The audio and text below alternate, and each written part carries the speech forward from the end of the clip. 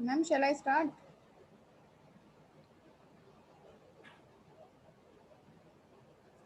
Yes, Dr. Tina, please start it. Okay. Uh, so, a very good afternoon to everyone, and I welcome you all on the third day of our 1 week long faculty development program on quality engineering and technological advances in materials and devices. And in the evening session of day 3 of our faculty development program, our first speaker of the session is Professor Thanos D. Tilikaos.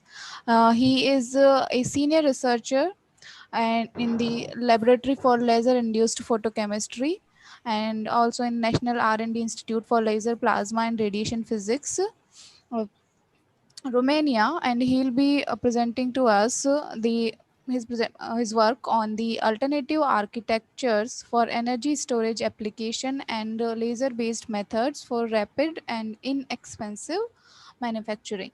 So before I invite Dr. Thanos to share his work, I would like to give a brief introduction about him. So Dr. Thanos, he got his initial training as an environmental engineer, and then he continued his postgraduate studies in the atmospheric geophysics, environmental management, and crisis economics. Uh, he received his PhD degree in the nanotechnology and alternative energy resources.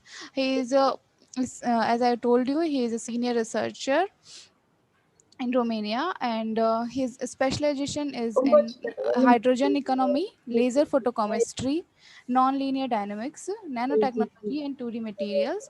He also works on developing energy storage and conversion applications using advanced materials and experimental architectures, fractal, constructural, and biomimetic. And other than this, Dr. Thanos also have many international honors and award by his sides. He also have many patents, and along with him I also attended many conference. He has more than 15 publications, and many more things. So with this brief introduction, I would like to invite Dr. Thanos to share his work with us. Dr. Thanos. Yes, moment. Bravo. All right, so Your screen is visible here. you can hear me.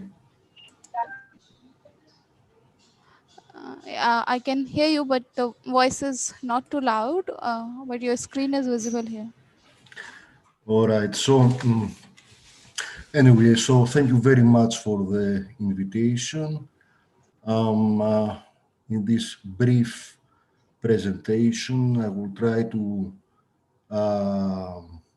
unpack a little bit on the theoretical aspects of our work over here, as well as present a few of our experimental results over the previous years. So the title of the presentation will be on alternative architectures for energy storage devices, focusing on laser methods for manufacturing.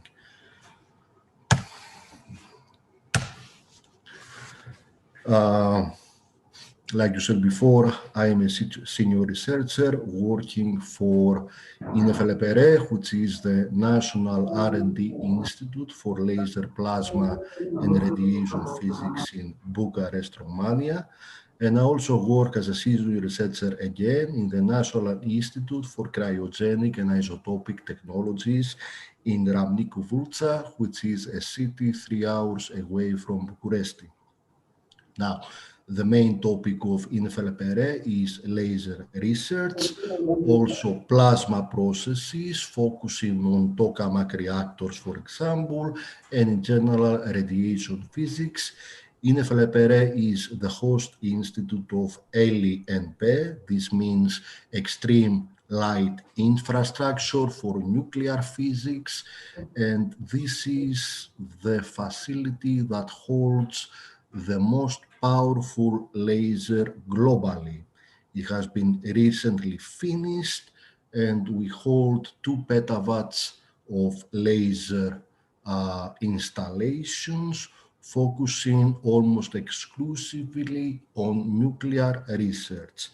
On the other hand, ICSI, the Cryogenic and Isotopic Technologies Institute, leads the national research on hydrogen energy, meaning focusing on proton exchange membrane fuel cells and hydrogen storage. At the same time, we have the leading laboratory in the country for lithium-ion battery research, and the nuclear department of ICSI focuses on materials usable for the national nuclear reactors, essentially deuterium, tritium, and heavy water.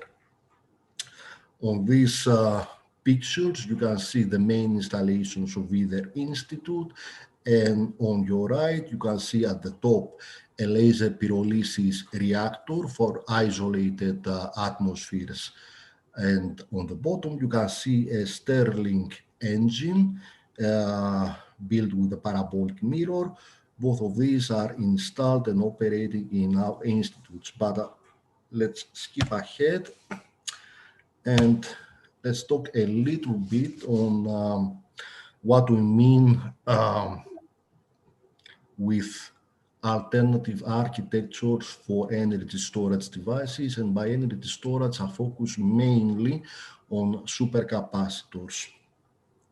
Supercapacitors are a brilliant technology for testing examples of alternative architectures, mainly because of their simplicity. Throughout the past couple of decades, let's say, there have been quite a few examples of what we call alternative architectures, focusing mainly on biomimetic and fractal implementations. However, let me give you my personal opinion on this.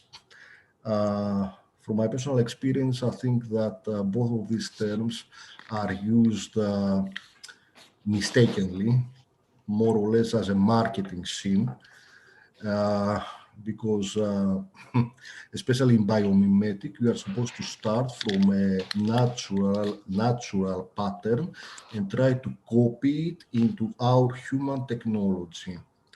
However, the idea behind this, the reason that you are doing this is not always clear, and most of the examples I've seen in papers is a posteriori implementations, meaning that first they build the patent, the material patent, and then they decide that this mimics a certain biological formation, which is wrong. On the other side, fractal implementations, they have been out a bit longer, starting from the 80s. They have seen a lot of applications in microelectronics, especially, starting from antennas all the way to capacitors. The issue with fractals is that you have to be very, very careful on how to construct them and why you are implementing such a geometry, because they give you a lot of nice advantages, a lot of positive properties.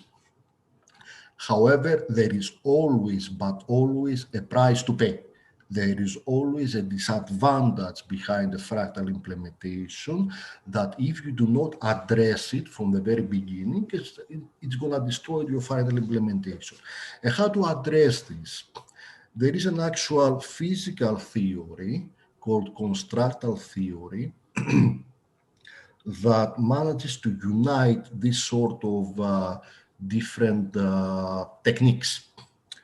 The constructal theory starts from the tenet that for a finite size flow system to persist in time, meaning that to live, where to unpack this, it means to maintain homeostasis, it must evolve in a way that provides greater and greater access to the currents that flow through it.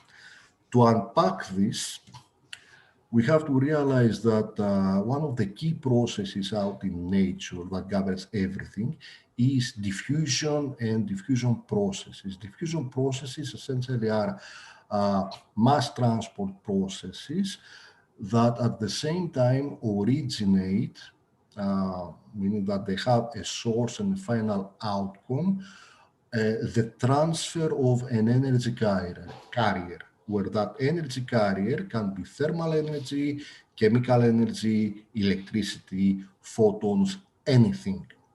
All right, the essence is that nature tries to find the optimized way, the optimal way in order to spread out, to distribute such currents, such energy carriers throughout a finite size flow system, a device, let's say, an organism, anything, right?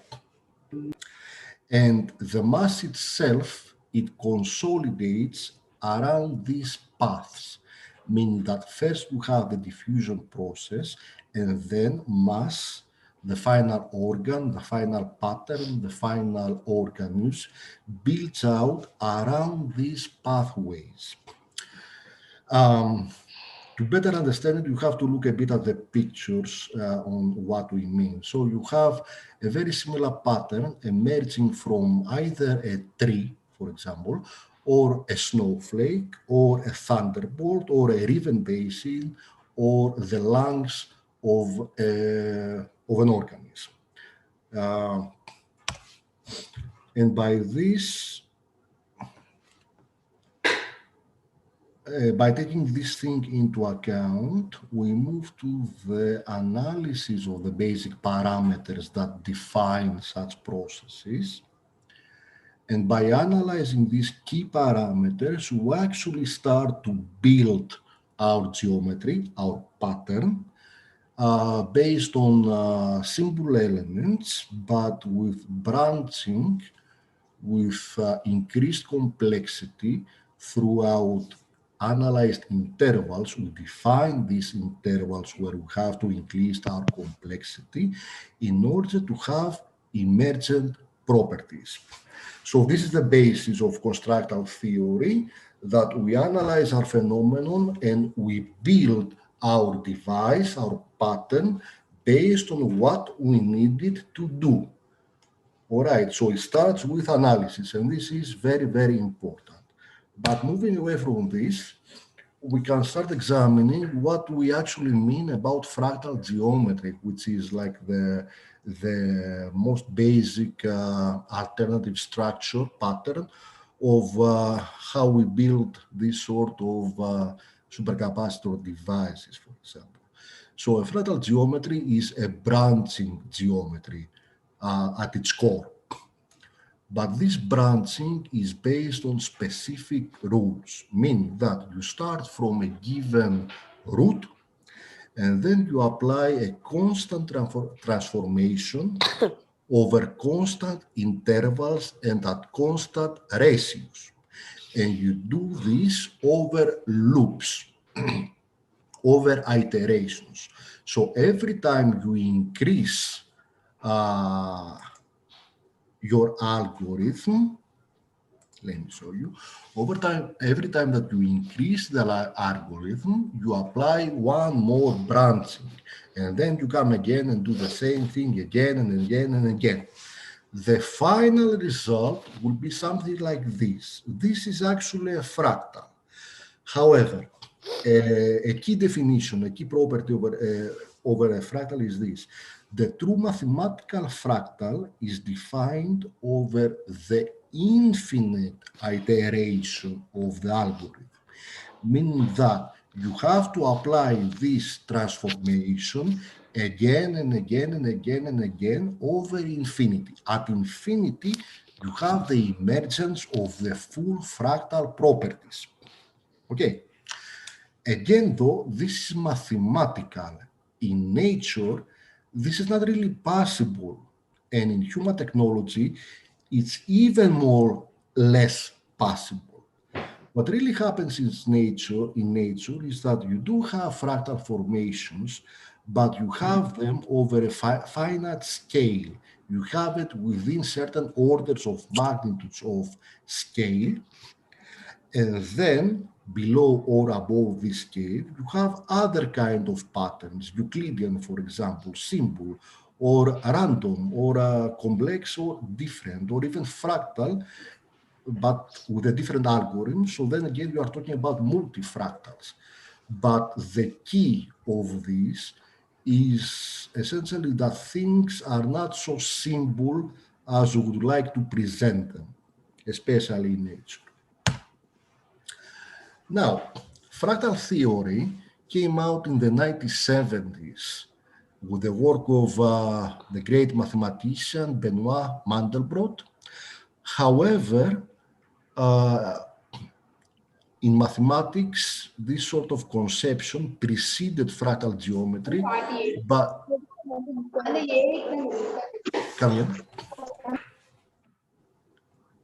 it preceded the conception of fractal geometry by about 1 century. So 1 century before fractal geometry, you had... Can you please silence your microphones because I get to hear you? Yeah. Anyway, you have what's called space filling curves. And this is an output of group theory and number theory in fundamental mathematics. Now, a space filling curve back like 2 centuries ago was not even optically visualized because people did not have computers over there. So it was all a series of equations on set theory. The main concept is that you start with much simpler shapes and transformations that give you simple-looking shapes, patterns, final patterns, that come with serious advantages. For example, if you look over here at this construction, which is called a Sierpinski triangle, what you have is increasingly smaller and smaller triangles embedded within the main triangle. And the property is this one, that if you count the total length of all the triangles, this approaches infinity. However, the total surface area of the whole shape approaches 0. Why? Because in each iteration, you increase the number of empty triangles, this is empty shape, empty space, fit within your object, so that at the limit of iteration, the limit of repeating your algorithm, you end up with infinite length over a 0 surface area. And the point is that you can approach this, you can do this either in 2 dimensions as a planar construction, or even 3 dimensions. In 3 dimensions, you're going to have infinite 2-dimensional surface area over a 0 volume. The point is that with space filling curves, you have a lot of approaches, a lot of different algorithms that you can follow in order to construct the final object. In this sort of example, we are following the pattern of minimizing, shrinking the main triangle by 1/3, putting it around, and continuing this embedding of smaller and smaller triangles at infinitum. However, you can arrive at the same result following another route, starting from a linear segment and following a stable crumbling, let's say, of the line in order to build up more and more detail. And the final iteration, when you do this a lot of times, you end up with the same result. Again, the Sierpinski triangle.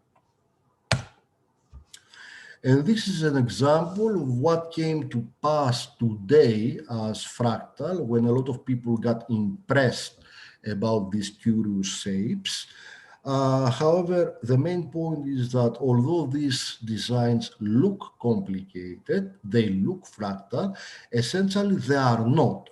Why? Because the algorithm of transformation is not constant, and this is essentially just art. It's not mathematics anymore. So no, we don't need this.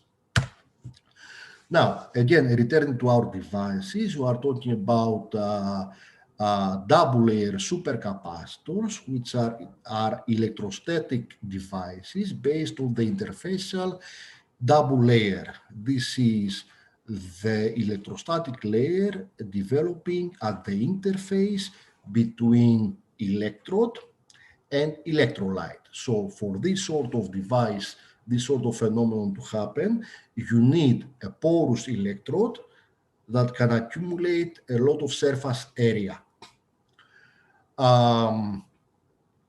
The other kind of supercapacitor is called a pseudocapacitor, and this is based on electrochemical Faraday charge transfer.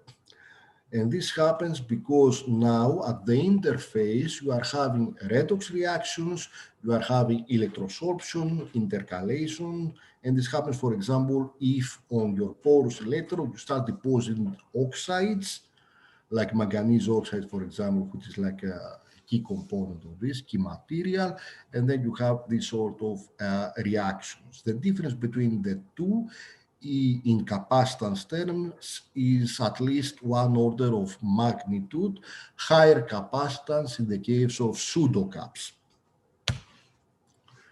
And now, with this in mind, let's analyze the basic fundamental architecture for planar supercapacitors. So in planar supercapacitors, you have what is called a distributed capacitance design, which is called either comb style or ladder style or whatever. And this is essentially a lot of supercapacitor units in parallel.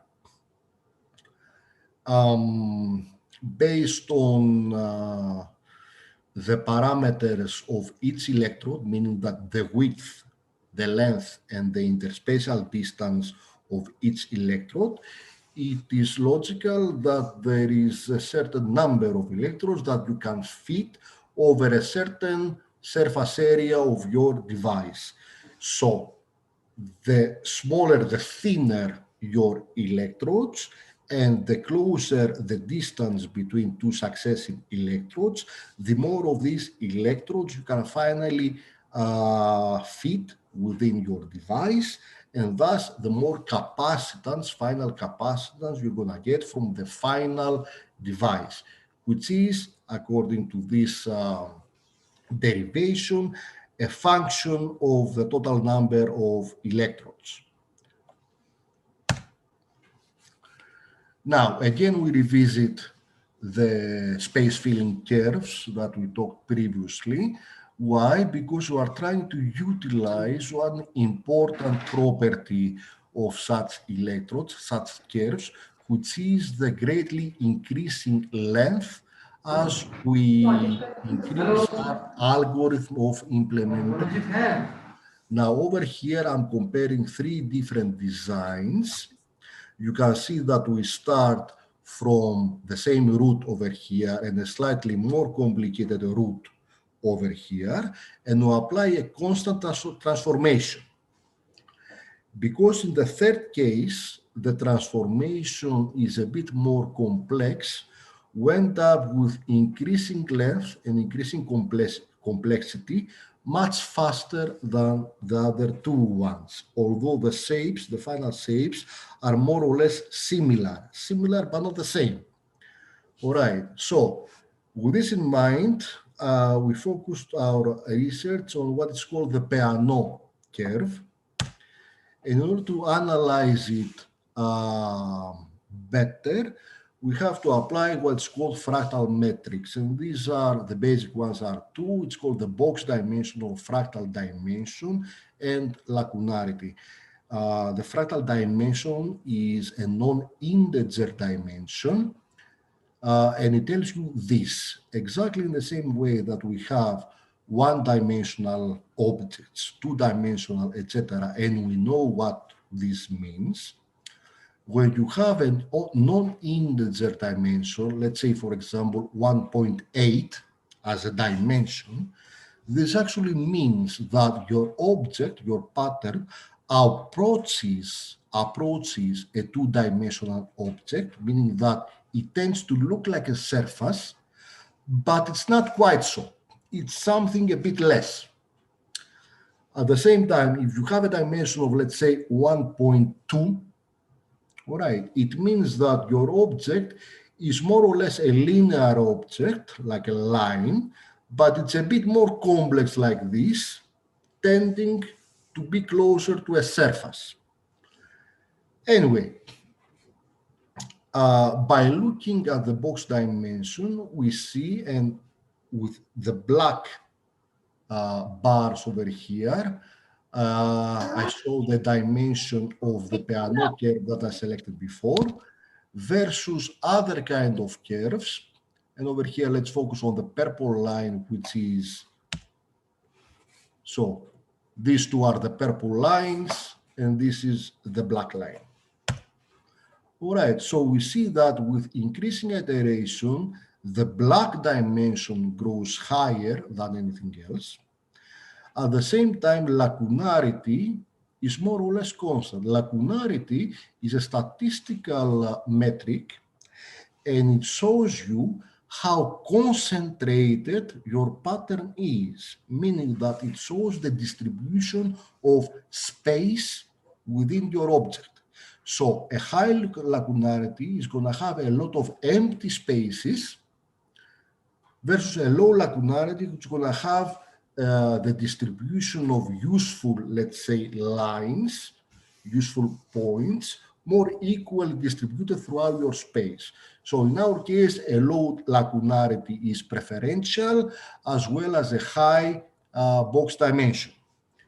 In both of these metrics, the Peano curve that we selected is better. And this is shown when we actually calculate the overall length over each increasing iteration. What's very useful to see over here, again, the coloring is the same. Black lines are the Peano curve, purple lines are the other ones that you saw, is that over increasing iterations, there is almost 1 or even 2 orders of magnitude difference between the internal length. And if you look at over here, you can see, for example, that the 6th iteration of the Peano curve has the same internal length as the 10th iteration of the other ones, the Hilbert and Moore curves. This is like a huge difference, like exponential difference now. And the reason why is because of this higher complexity in the way that we constructed this algorithm of transformation. In mathematical terms, and I will not unpack it too much, the Peano line is based on a 3x3 matrix, a 3x3 mapping, whereas the other ones belong to a 2x2 mapping. Other advantages is that we can turn around, move around our roots, and we can assemble them in different kind of tessellations, giving us a lot of options as to our final outcome. The same pattern, different orientations. At the same time, other research has shown that this kind of curve has a much, much higher stress durability compared to the other ones. For example, the Peano line at iteration 3, it can withstand up to 75% strain, whereas the other ones are limited to maximum 40%. And this was done simply by printing, inkjet printing on a piece of cloth and testing the stress that it can contain before breaking. Now, in the case of a supercap, we need at least 2 electrodes.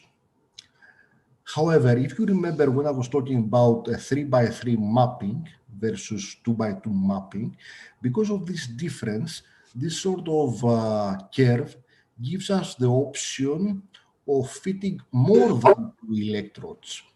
All right, so by doing a geometrical transformation between on the actual pattern, we can fit 3 electrodes, like 2 complementary electrodes over the main one, and we can increase our scaling up by either adding more electrodes, in this case, for example, this is 5 electrodes, or by increasing the iteration, the complexity of the starting curve.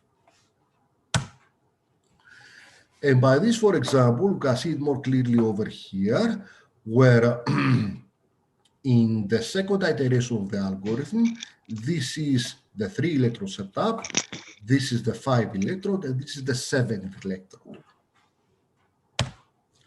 If we increase the complexity of the curve, again, we have similar designs with 3, 5, and 7 electrodes.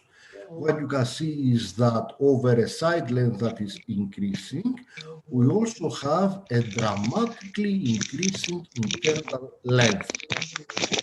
And the total area, as well as the effective of all such devices, is also increasing. Now, going back to laser methods for manufacturing.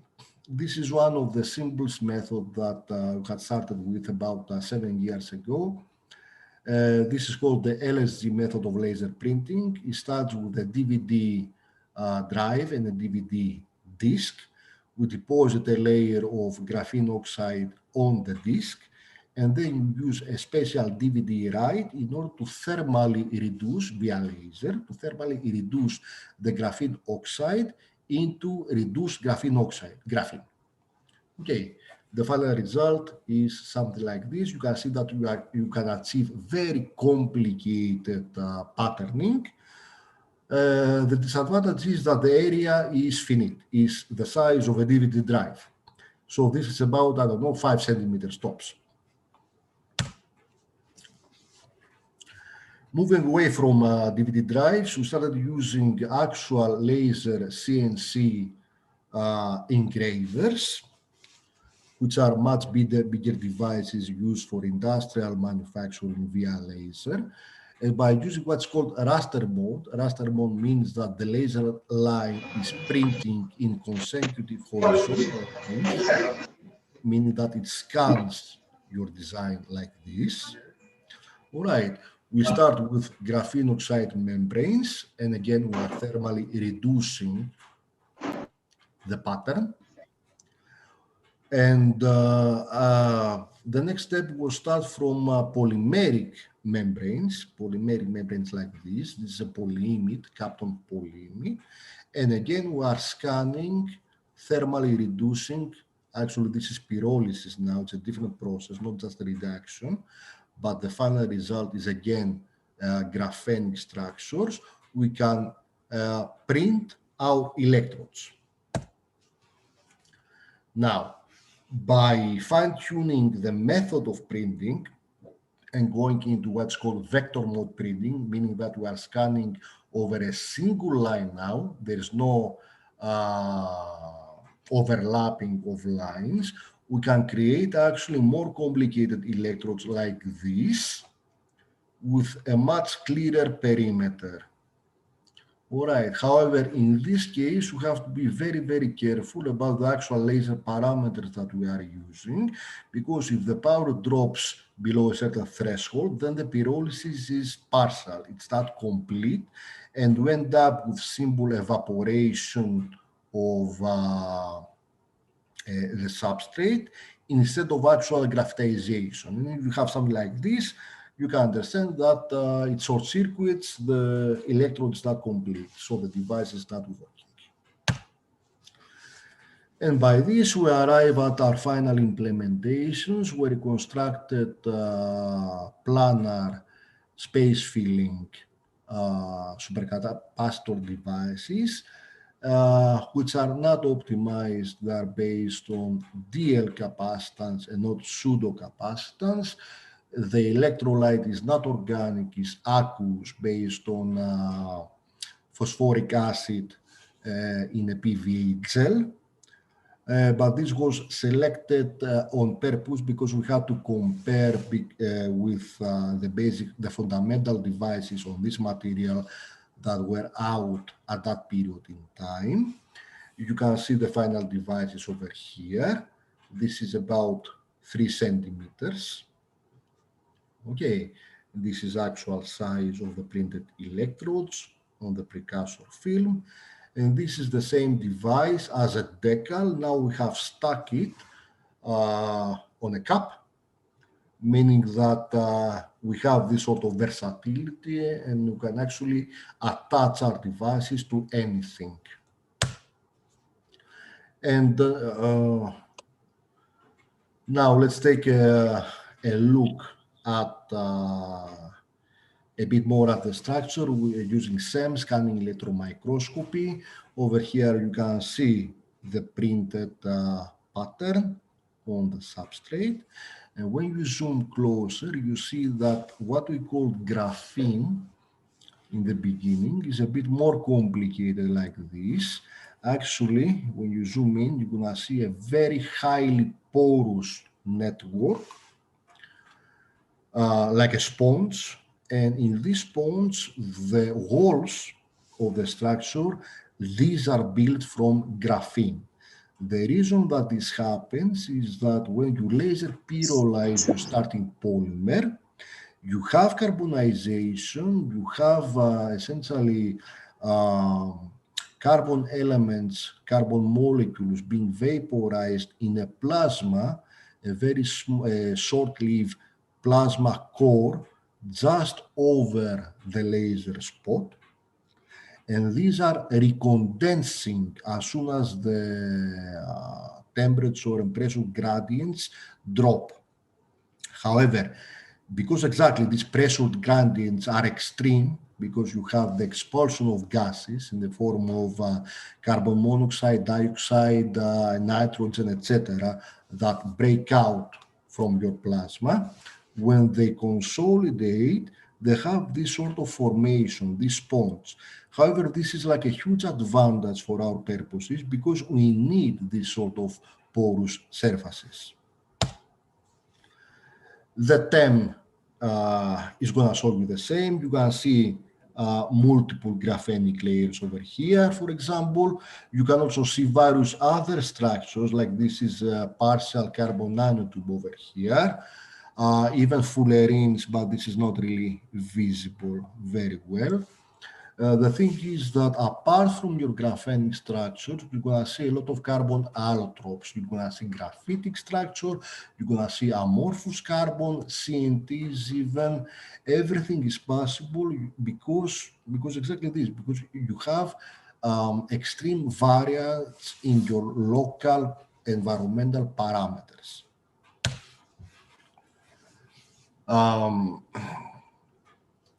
In more fundamental material characterization, the key fact about the Raman spectra over here is the high G peak versus the D peak. Essentially, the 2D peak does not really tell you that this is graphene, but this is because of the multitude of allotropes and the not classical formation of graphene, so the Raman cannot really see this.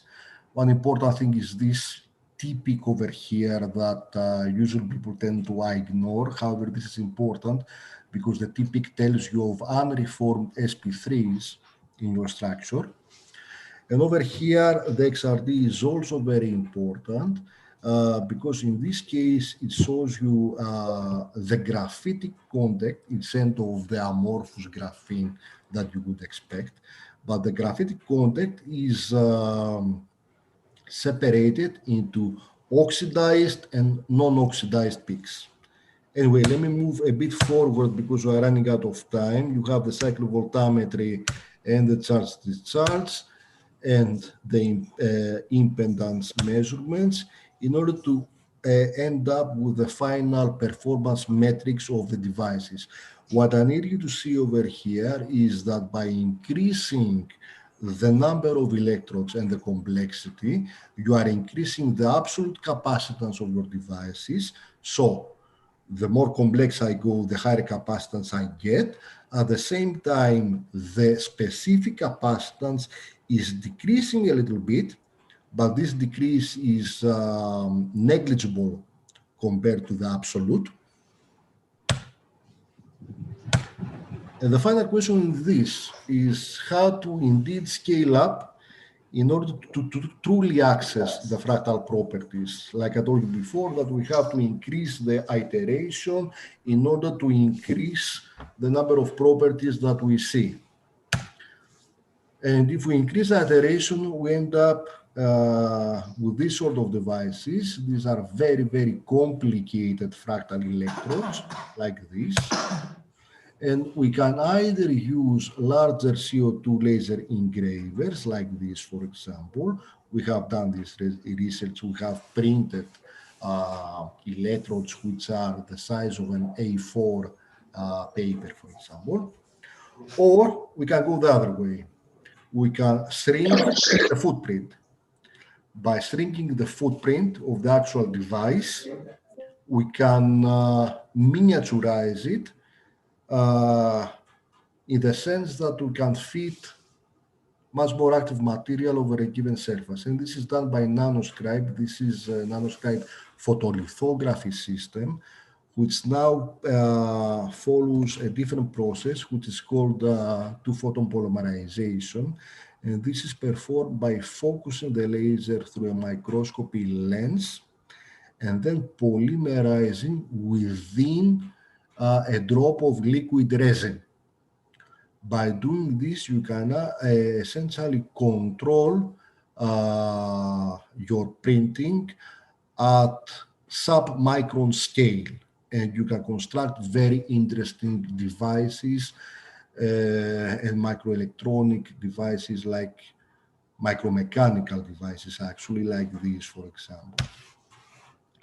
And what we did was this, for example, and what you see over here is a failed attempt. The fail was done because there were too many vibrations in the local environment, and to control the positioning of the laser, we are using a piezoelectric platform. So as soon as there was even the tiniest of vibration locally, it was transmitted into the resin, and the laser beam could not focus properly. So you had this result. But this is a successful printing. This is not SEM. This is a microscopy image. You can see the resin. This is the liquid resin. These things over here, these are gas bubbles that are trapped in the resin. And you can see our printed electrodes. What is really interesting in this sort of device is the actual size of it. So this is 50 by 50 micrometers. So the actual thickness of the electrode is about 50 nanometers. All right, so the scale of 50 by 50 microns, and we can go even smaller. This approaches the size of a red, how do you call this? A red cell, a red blood cell. So this can be injected into the human body. This is interesting because it holds up promise for something better, but it's also a bit frightening because it can't be applied for something much, much worse. But anyway, over here I have to conclude my presentation. Thank you so much for your attention.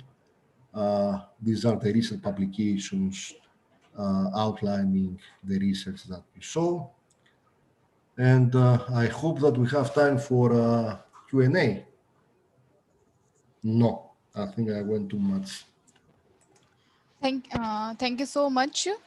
And as of now, I don't see any questions from the audience side in the chat box. But it was a really good presentation, and even Professor Patrujia mentions that she'll be very much interested in more experimental details on the laser printing devices, which can used to deposit layers on the membrane. So maybe if you can give some more experimental details, it will be good. Yeah, you can contact me through, you can, bring us in contact later via email. I will be waiting, okay? Okay. Yeah, Okay. merci. Okay, thank you very much. Okay. Thank you so much, sir. And now I would like to invite our second speaker of this session, Dr. Arpan Kumar Nayak. He is an assistant professor in the Department of Physics at the School of Advanced Sciences at Vellore Institute of Technology in India, and he'll be discussing with us his work on hybrid energy materials for energy and environmental application. And before I invite Dr. Arpan to share his work with us, I would like to give a brief introduction about Dr. Arpan Kumar Nayak. So, Dr. Arpan has completed his PhD from Material Research Center, IIT Kharagpur in 2018, and then he moved to Hanyang University, Seoul, South Korea, as a postdoctoral fellow. And after returning back from Seoul, he has recently joined in the Vellore Institute of Technology as assistant professor, and he has published more than 40 international publication, and there is also handling two research and develop R&D projects.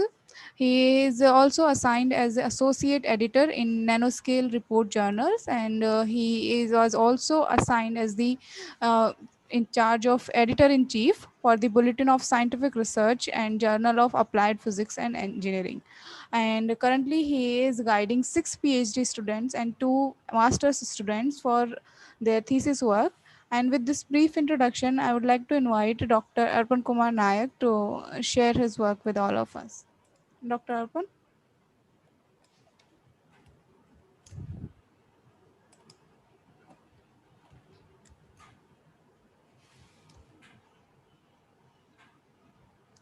Yes, sir, your screen is visible, sir.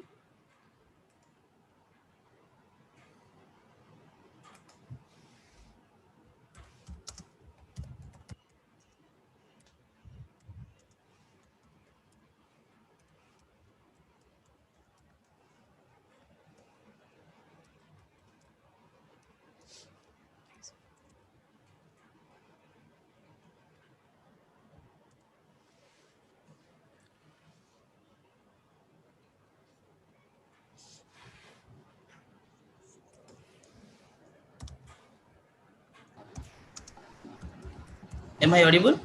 Yes, sir, you are audible. Okay. And your screen is also visible. So thank you very much for your nice introduction. First, I would like to thank to the organizing committee to give me an opportunity to deliver something about energy materials. So my presentation title is Hybrid Energy Materials for Environment and Energy Application. So this title suggested that we want to synthesize some energy materials, or you can say some nanostructural materials.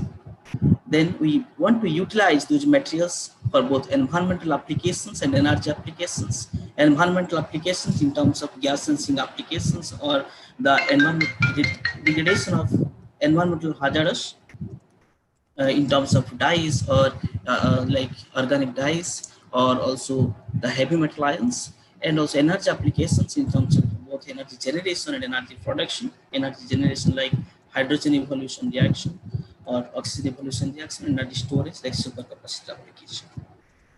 So,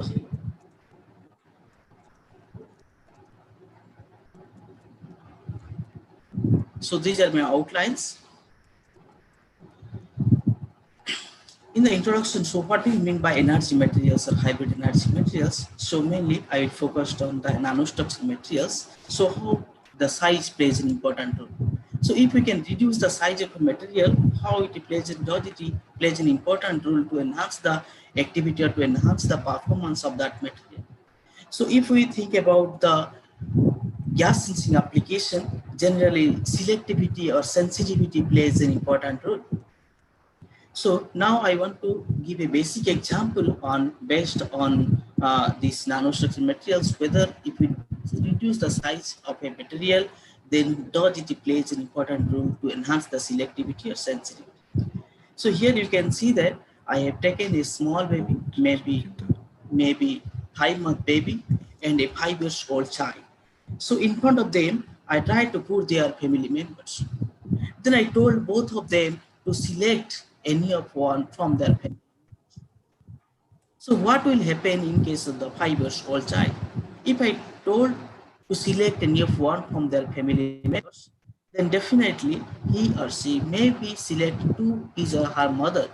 At the same time, he or she will select also towards the other family members because he knows everyone.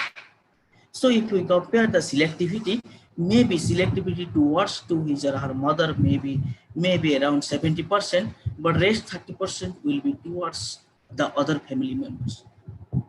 But what will happen for this small baby for 5 months baby? Whatever we tell him, definitely he or she will come only towards to her or his mother. So means now if we calculate the selectivity, then definitely for this small baby, the selectivity will be 100%. And now if we compare the size, then definitely it has smaller size compared to. So from this basic example, we can understand that if we can reduce the size, definitely we can enhance the selectivity or sensitivity. For a gas sensing application, this selectivity plays a huge role. In our breath, we are always releasing several gases like acetone, nitric oxide, hydrogen, or carbon dioxide, and ammonia.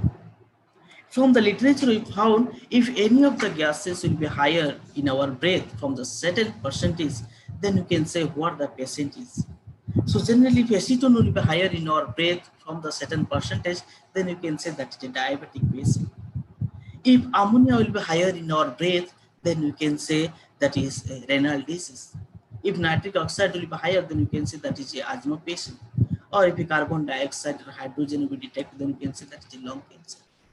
However, to detect this trace amount of this one, we have to do several tests. On the other hand, the metal oxide transition metal oxide based sensors plays an important role also to detect this type of trace amount of gases. But to prepare the low-cost devices. However, the performance becomes very low. So generally, we found from the literature like tungsten oxide, tin oxide, copper oxide, those are highly used as a low-cost device to detect this type of trace amount of gases. But at the same time, their cost was very high. The cost is very low. So to enhance the power, the performance was very low. To enhance their performances, they generally utilize some noble metals to prepare some hybrid materials. But if they use again some noble metals with those transition metal oxide, then again their cost becomes high. So we thought, why not we will try with these two low cost two transition metal oxide. So we prepared a hybrid material by taking both tungsten oxide and tin oxide, and we try to prepare a device with tungsten oxide, tin oxide based material for the selective detection of this POC like this acetone or ammonia and ammonia ethanol, like the biomarkers. So from this basic, we can understand that breath is an indication of human health condition. So from our first objective, we try to prepare some nanostructure materials or hybrid energy materials for the selective detection of this acetone, ammonia, or ethanol for our breath analysis. So how we prepare this material? So here the experimental section that I prepare the material by using a one-part synthesis method that is called hydrothermal method. So this hydrothermal method, the importance of this hydrothermal method that we can prepare this material at low temperature, and here it behaves like a pressure cooker. So here we can get good crystallinity at low temperature. So we prepare several these composites with tungsten oxide and tin oxide. By varying these tin precursors, we prepare the materials. And then we want to characterize this material, whether this material is successfully prepared or not.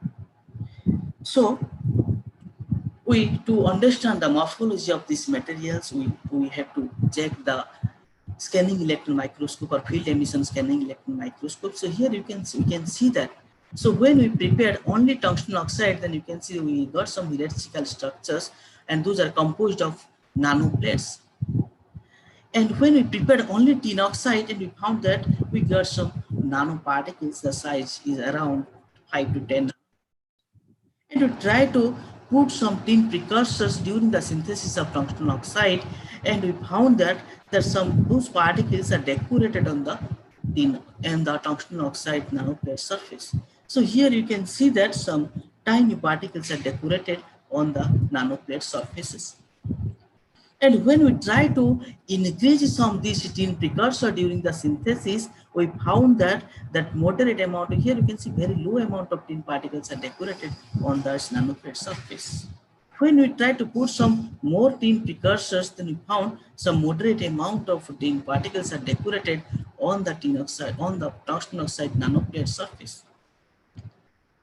And also one more thing, we also found that these tin oxide particle size was also increasing compared to this one.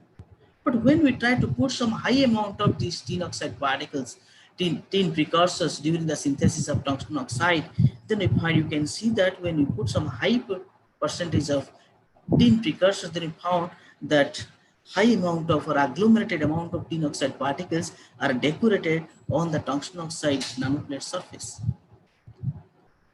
To understand how much tin particles are decorated, tin oxide particles are decorated on the surface, so we did the composition analysis, that is EDX analysis. And we found that when we did only tungsten oxide, then there is no tin precursors, and the stoichiometric ratio was almost 1:3, which is W3. And also we found for tin oxide there is no tungsten precursor, no tungsten peak, and the stoichiometric ratio is almost SnO2. But when we varies the tin precursors, you can see that for low amount of the tin precursors, the tin percent was very low. Then this was moderate, and it was high amount of this. The tin percentage was also changes. So then, the same observation we also found from the TM analysis. You can see that only plates, there is no particles for the tin oxide. For the tungsten oxide nanoplates, for the tin oxide nanoparticles, you can see only particles are present. And when we prepare some composite, you can see the particles are decorated over the plates. So from that, we can understand that we prepare some tungsten oxide and also some tin oxide particles are decorated. But yes, we did not confirm still yet whether this is tin oxide or tin. So we did the structural analysis we did by using X-ray diffraction. And you can see that from the structural analysis, we found that this is the tungsten oxide, which was completely matched with the JCPDS number of tungsten oxide. And this is for tin oxide also, which there is no other phases or no other impurity peaks are there. So like it was a complete pure SnO2. But when we try to put the tin precursors during the synthesis of tungsten oxide for low or moderate or high amount, we can't able to detect any tin or tin oxide peak on these XRD patterns. We observe the XRD patterns are same as tungsten oxide. So the reason behind why we did not observe the tin oxide peaks, the reason behind it may be due to the low percentage of tin precursor compared to the tungsten oxide. On the other hand, we can see another interesting thing that the crystallinity was increasing, because you can see here the intensity was increasing with increasing the tin precursors. And also here some structural changes like this, like the peak, like the plane, the growth plane also growth orient also changed, or also the intensity was increasing. But for the better confirmation of that, we did XPS analysis. So from this, the oxidation peak position of SN, we can understand that yes, no, this is not tin particle was decorated on this, but rather this is the tin oxide. So from XPS analysis, we confirm that we prepared successfully tungsten oxide and tin oxide composite. So this hybrid material, tungsten oxide, tin oxide, now we confirm that yes, we can able to prepare successfully tungsten oxide, tin oxide nanostructures. Then we utilize this one for the gas sensing applications. And we found that this particular, the particular materials are highly selective towards the particular gases at various temperatures. We found that at 200 degrees centigrade, at high amount of, when we are considering at a high amount of the tin precursors, then we found that it was highly selective towards ammonia. And when we took moderate amount of tin precursors, and we found it is highly selective towards ethanol. And when we consider only tin oxide, we found that it is highly selective towards acetone. But now the question comes, why this is happening? So to publish a good paper, so science plays an important role. So what is the science behind it? Why when we consider the tin precursor more, why it was highly selective towards ammonia? When tin precursor is moderate, why it was highly selective towards ethanol? When we consider only tin oxide, why it was highly selective towards acetone? So to understand this, we give some mechanism. We found that though we given so many mechanism for this, so many reasons for this, but the best one we found that we try to measure the kinetic diameter of those molecules, like for acetone, ethanol, and ammonia. We found for ammonia the kinetic diameter was 0.26 nanometer, and the kinetic diameter of ethanol is 0.45, and for acetone that was 0.47 nanometer. Then generally we are preparing the hybrid metal like tungsten oxide and tin oxide. See, if there will be more number of tin oxide present on this tungsten oxide, then what will happen? No, generally more number of a junction will be created. So means more number of active sites will be there also. So more number of a heterojunction will be created, more number of junction will be there. And if we look about the kinetic diameter, since the acetone kinetic diameter, since the ammonia kinetic diameter is very small, that is 0.26 nanometer. It means ammonia molecule can be interact with the each junctions. So since at a high amount of a tin precursor, so more number of a junction will be present. So that's why ammonia will show high response or high selectivity towards for the high amount of present when tin precursors or when tin or in the junction where tin precursors are more. But in case of ethanol, we found that the kinetic diameter of ethanol is large compared to the ammonia. The kinetic diameter is 0.4745 nanometer.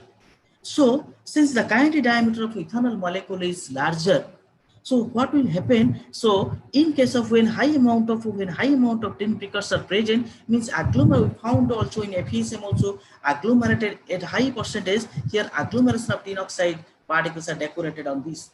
So since the kinetic diameter of the ethanol was large, so it cannot contact with junctions. That's why when we consider the moderate amount of the tin precursor, that time we got the high response towards ethanol, and the same will be followed for acetone. So we also prepared some different metal oxides with the different composites, platinum, or for different applications. Here we prepared some tungsten oxide with platinum composites, and we found that it was good for microbial fuel cell applications. And now I will move towards environment remediation or environment pollution. So how our environment is being polluted? Generally, we can say about air pollution, land pollution, sound pollution, and water pollution. So among those type of pollutions, one of the biggest environmental threat, that is water pollution. And the major source of water pollution due to the wastewater discharged from the industries or commercial bodies. So if we consider about the textile industries, like the dyes, like the rhodamine B, methylene blue, like that. And also on the other hand, also the heavy metals, like if we think about the chromium has two states. One is oxidation state 6, another is 3. So the hexavalent chromium, that is highly toxic and carcinogenic, and the presence of this chromium in the groundwater, in the drinking water, it causes the skin cancer or damage of kidney. So it is highly important to remove or to degrade those hazardous organic dyes, as well as we can reduce this hexavalent chromium to chromium 3. The chromium 3, which is a human nutrient, or we can say less toxic, and also it can be readily precipitated out as chromium oxide, chromium hydroxide. So there are several methodologies are there for the remediation of this environmental remediation technology. Several methods are there. but I will focus on physical treatment and chemical methods. Physical treatment is adsorption. In this adsorption process means that in this process we can degrade these high toxic dyes in a very less time. These textile dyes which can be degraded within 1 minute, high concentration of dye can be removed. But there is also drawbacks that the recyclability, there is a problem, because in adsorption means those dye molecules which are not only harmful for environment but also for aquatic lives will adsorb on the material surfaces. So recyclability, there is a problem, issue will come. On the other one is chemical methods like catalysis or photocatalysis technology. This photocatalysis technology, that is nothing but photosynthesis. So what will happen in photosynthesis? Generally in photosynthesis, presence of light, the chlorophyll breaks down this carbon dioxide and water into the oxygen and glucose. So here, generally the photocatalyst will be some semiconducting oxides or some semiconducting materials. So when light falls on it, so what will happen? The electrons from the valency band will go to the conduction band, and those electrons or holes, those are react with the environment with O2, and then they create some radicals. And when they react with the organic dyes or the organic materials, those are harmful for environment, not only for environment but aquatic lives, converted to ideally carbon dioxide and water.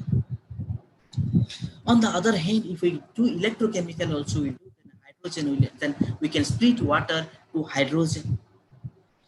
So hydrogen generation can be done.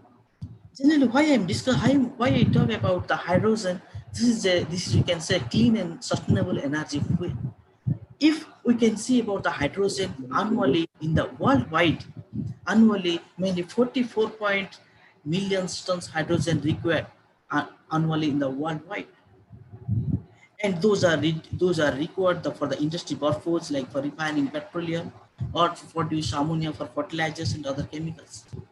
So however, we produce hydrogen by using fossil fuels. Thus, the rapid depletion of these fossil fuels and ever increasing energy demands requires the researchers to develop some clean or renewable sustainable energy fuel in terms of.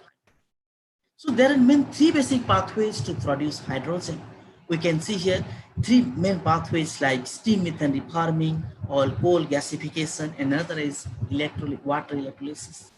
So if you can see about the steam methane, reforming, here we are using the methane, means the fossil fuel and steam, and at this means we are using some fossil fuels.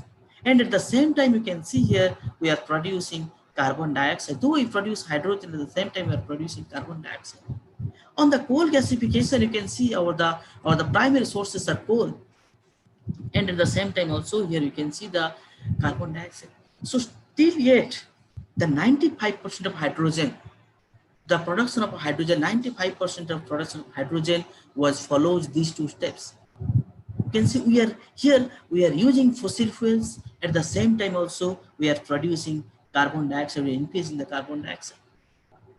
On the other hand, one more technique is there, that is water electrolysis. And we know the water is one of the most abundant element on the earth's surface. And in this case, the primary source is water. On the other hand, if you can see here, there is no emission of carbon dioxide. Thus, we can say this is a clean, renewable, sustainable fuel. However, only 5% of hydrogen was produced using this technique. Why generally 5? Because for this, generally we need a catalyst, electrocatalyst, which can produce hydrogen. So that is mainly noble metal-based materials are used to produce hydrogen. So since noble metals like the benchmark, we used generally platinum.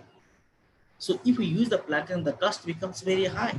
So that's why 95% of hydrogen was produced by using above two techniques.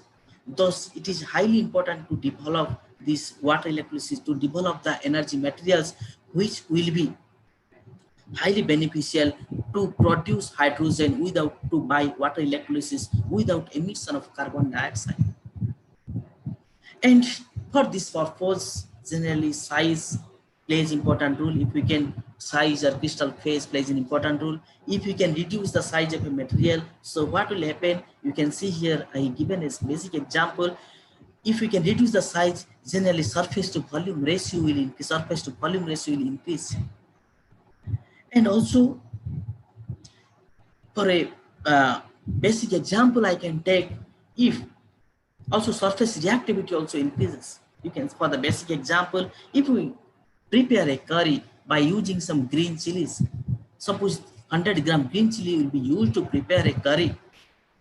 If someone will prepare by using this 100-gram green chili, at the same time, if this same 100-gram green chili they used by preparing a juice of this 100-gram green chili, they prepare a juice and they prepare a curry, then definitely here they will feel more chillness. So why, what's the reason behind it? We did not do anything, we just reduced the size. So here from this basic example, you can understand, if you can reduce the size of a material, then the surface reactivity was increasing. So those nanostructures plays important role. And also if we control the size also, then control the crystal phase also, it will play an important role. So we prepared some energy materials, some tungsten oxide based metal oxides and hydroxide for this environmental remediation process, and also for this hydrogen generation. You can see we prepared some tungsten oxide based materials, and we try to reduce their size as well as phase. We control their size and as well as phase. You can see from these adhesive images, we found some irregular plates. And then we try to use some oxalic acid, like we try to use some chemicals to control their size. You can see now these are regular shapes, and not only their size we control, then not only their morphology was controlled, but also we can see the size was reduced. And not only this, here we found that this oxalic acid not only control the size but also the phase, which can be understood from X-ray analysis. So you can see here when we utilize this one, it was not only not only control the size, but also it was control the phase. So we got some different phases of tungsten oxide, tungsten based metal oxides and hydroxide. And when we also check the optical properties of those materials, we found also band gap was also changing. So generally, that if the band gap will be greater than 3 electron volt, then generally it will be under the UV region. But from the sun to earth surface, only 4% are UV rays. So rest are visible light. So also the band gap plays an important role, so that our aim will be, we can design the material in such a way that we can utilize the light in the under visible region. And we use this material for chromium 6 reduction. You can see that we found that chromium 6 was reduced. The color, you can see the color was also changing, and then we found that we take this one and we use some NOAs, and we found that the color was changes from white to greenish, where we confirmed that it was converted from chromium 6 to chromium 3. And then we found this W32H2 shows higher activity compared to others. So which suggests that since it has lower band gap and also the size was also very less, that's why we got higher activity towards chromium 6 reduction. And the same materials also we used for this absorption of the dyes. And you can see here, in 1 minute we can absorb the 50 milligram per liter methylene blue dye.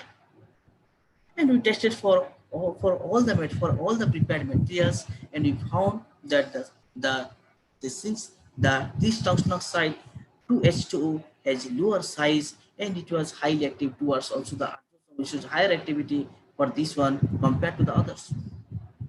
And naturally recyclability plays an important role. For that purpose also we try to recycle this one, but since this is the adsorption technique, so generally what will happen, the dye molecules adsorb on the surface. So then what we did, we heat it at 300 degrees centigrade. So you can see that the performance is also a little bit reduced. And we prepared also several metal oxides, several sulfide based materials for the environmental remediation purpose. We take several textile dyes, and you can see that we we found that when we can reduce the size of a material, or you can reduce the band gap of the material, then we found that it was highly active compared to the others. Similarly, also we also prepared some energy materials by co-doping. We also prepared some, here you can see here we prepared some, this is strontium and cobalt co-dope bismuth ferrite based materials, and we found that when we co-dope both A side and B side, we co-dope, then we reduce the particle size. And when we reduce the particle size, and we found that it was highly active for the degradation of several dyes. And also we prepared those tungsten based materials and also other materials for this hydrogen evolution reaction. We can see that we prepared some tungsten oxide based materials, and we control the morphology of the materials and size of the materials. You can see here we prepared some nano plates with stark nature. You can see the nano plates are stark, and also we heat it. And when we heat it, we found that some gap formation occurs. So previously it was tungsten hydroxide, and we heat it to prepare tungsten oxide. And those materials we used for hydrogen evolution reaction. So here we can see that generally the benchmark is platinum. So we compare our result with platinum, and you can see the current density was highly comparable with the benchmark platinum. So we can say that these metal oxides can be utilized also for hydrogen evolution reaction. So then we found that what is the reason behind it, why tungsten oxide was higher compared to other materials. We find the science behind it. We found the lower charge transfer resistance, and also due to the morphology, we found higher activity compared to the others. For quantitative analysis also we did, like how much hydrogen produced by this. So, and we found that also, you can see here with a 10 hour reaction, you can see we generate hydrogen in terms of millimolar. And generally we did this with the acid medium. So we try also with the neutral medium, how much hydrogen was produced. So, but compared to the acid medium, we got little bit for the practical application. Here also we produce hydrogen, but the quantity was very less compared to the acid medium. But also this catalyst was also can be utilized for the neutral medium to produce hydrogen by water electrolysis. And also we prepare some other metal oxides or hydroxides for these hydrogen evolution reactions. And you can say that, okay, noble metal free metal oxides can be prepared, and the performance was highly comparable with PTC.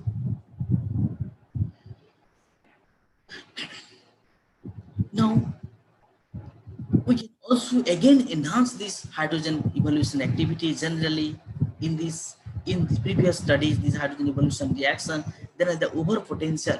So we need the over potential will be low. If over potential will be low, means towards 0, then we can say that this is the higher HER activity, higher hydrogen evolution reaction activity.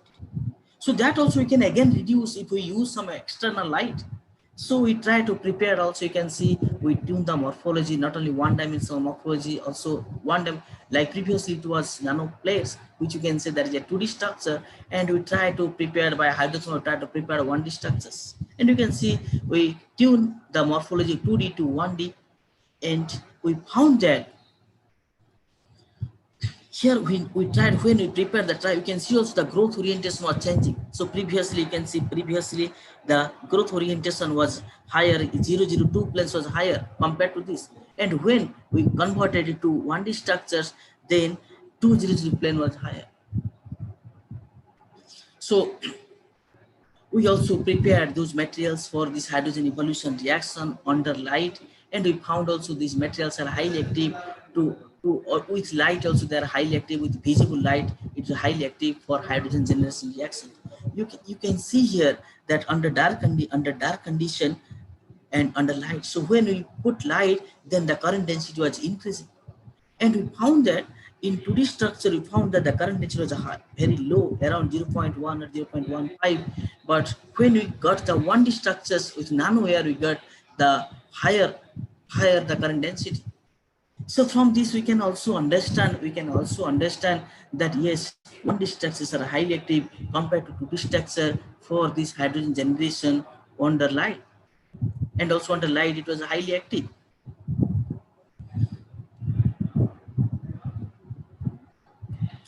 And we also try to calculate whether this is N type and P type. To understand that, we also plot the Mohr-Schutzki plots. We also did, and we calculate the Fladman potential, and we found that why 1D structure shows higher activity compared to 2D structures. We found that charge transfer resistance was low compared to the 2D structures. And one interesting more point, we prepared hydroxide and we prepared oxides. We found these 2D structures, this nanoware 21 times higher than the hydroxide. Then also we prepare some other morphology by using this material, using these type of energy materials. You can see from nanoplates to orchid-like sunflowers, and also we tested for hydrogen generation strategy. Now I want to talk about the energy storage application. So for energy storage, like I want to focus on supercapacitor application.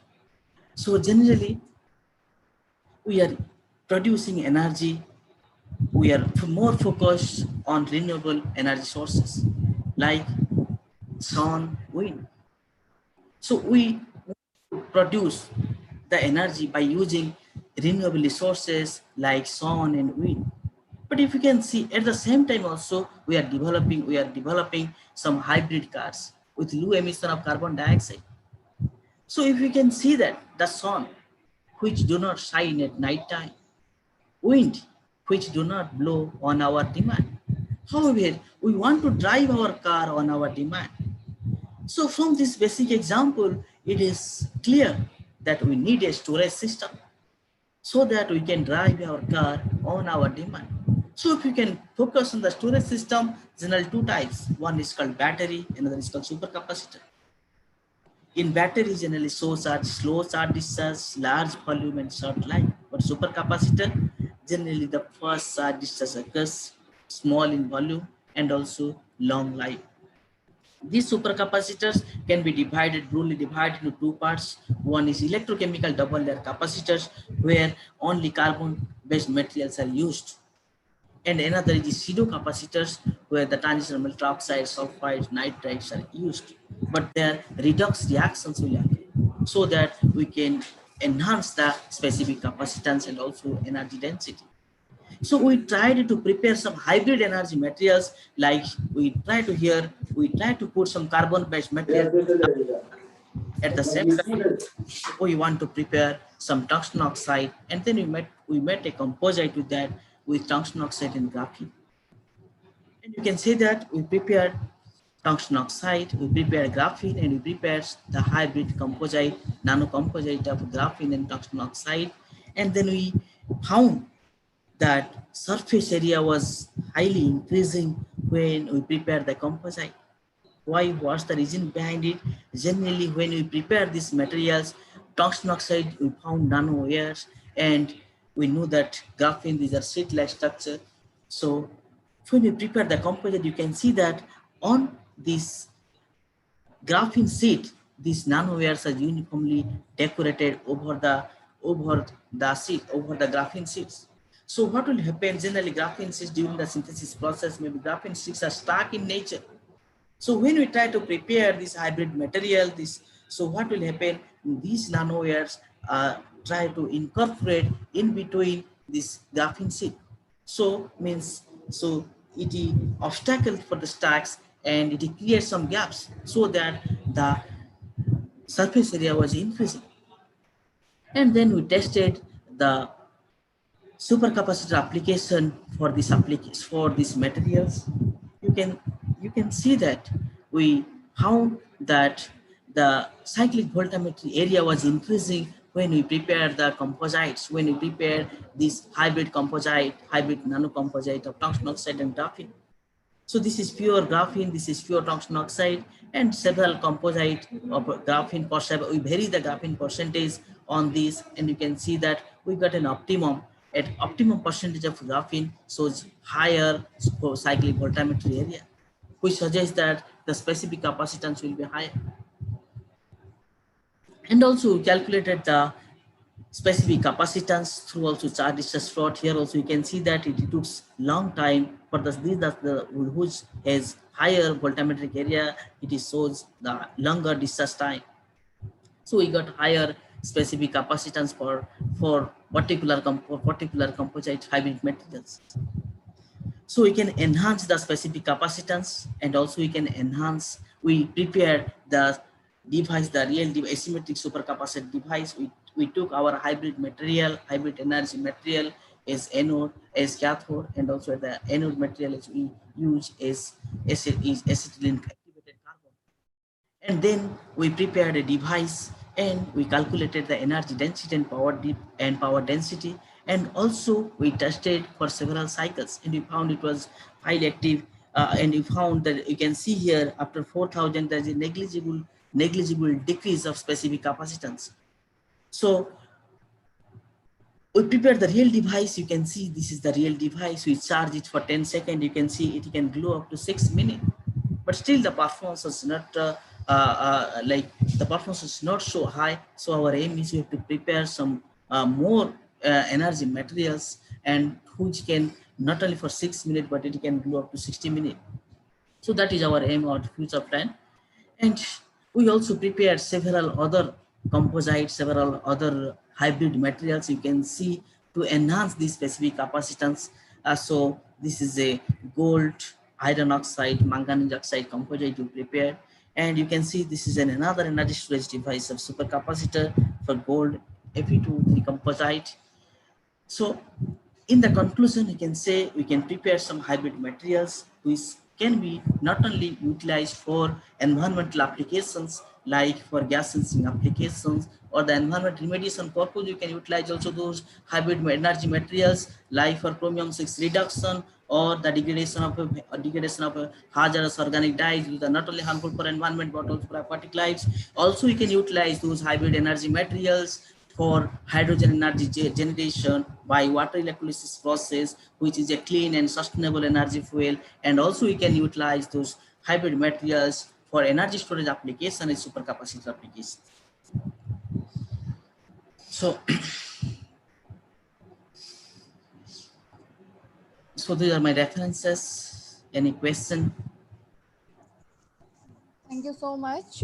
And it was really a quite elaborative presentation, and many of the audience members have mentioned it that it is excellent presentation, which indeed it is.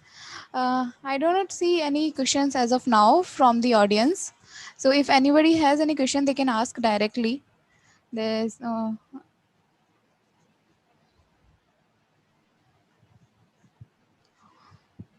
seems like you. Yes. Hello. Yes. Yes, Brijesh Shukla here. Yes, sh- yes, sir. Basically, we want to know about the. We are basically working with some molecule, the metal oxide. That is a bismuth molybdate. Okay. And that bismuth molybdate is so many literature reported that have the very good photocatalytic activity. Yes. But we have also tried the same methodology for preparing, but we are not getting whatever reported in the literature. Whether we are not doing properly or still have some means rational about the this bismuth molybdate photoactivity. No, bismuth. No. First of all, what is the band gap? You prepare this one. What is the band gap? Band gap is about 2.7. Okay, then it will be. It is under visible light.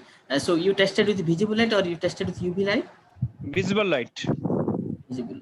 Okay, It so only degradation in only up to 60%, maximum max to max 60%, but reported is that 99%, 100%, and same we have tried to reproduce, but it is still in 60-65%. And we have did some doping study. Definitely some improvement is there, but comparing to other photocatalysts, bismuth molybdate. no, have you tested? No, again the concentration of dye concentration. So are you taking the dye concentration as the yes, 10 and 20 ppm. Okay, yes, 10 ppm generally people use 10 ppm. Yeah. Or the morphology, also the morphology. Morphology, basically it is a some means nanocrystalline structure is there about 100 nanometer. This size is there as per the SCME. Okay, then it should show some good activity, because mainly the morphology plays an the size plays an important role. At the other hand, this band gap plays an important role. So definitely, like if the band gap you can reduce this 2.4 to 2.5 in this Okay. region, then definitely you can enhance, or 2.2 to 2.5 in this range, if you will, if by doping or by making some composite with your other metal oxides, definitely you can enhance this your performance of these materials, because this is But 2.6. But definitely you try with UV, like some UV light, definitely 100% degradation. Maybe the band gap is 2.7 and 8. That's though it is in visible lesion, but still the end of the visible lesion means after that it will start UV. So I'm thinking maybe that will be a reason. So just to try to little reduce by doping or by making some copper to reduce the band gap. Then I'm thinking it will be helpful. okay, we have did the in continuous flow methodology also. We have means synthesize in a flow method, continuous flow method, and same result we are getting whatever we are getting in hydrothermal and But solvothermal. okay, but And whether time have you suppose 66% suppose at 5 hours. So have you increased the time, and after time increasing also you did not get? yeah, no, it is after means 5-6 hours it is constant. Okay, then okay, then I think it is not active. And but very contradict means we have reviewed all the literature about the bismuth molybdenate and get it very contradict information. Some is saying that it is a non-active about this in photocatalyst, and some is saying that it is reducing it 100 ml of degrading 100%, 99%. So very complicated reviewed. So, I have means yes, no, read it. actually we also tried when suppose some materials not active, then that time also we can try with the H2. We can use some H2O2, or we can use some acid or some base. Then we also We have did acid base already tried with acid and base also. But yes, of course, we have not tried the H2O2, and next our plan is to try the H2O2. But again, if it is a required H2O2, then it is not viable for the means you are using H2O2, it is not commercially viable.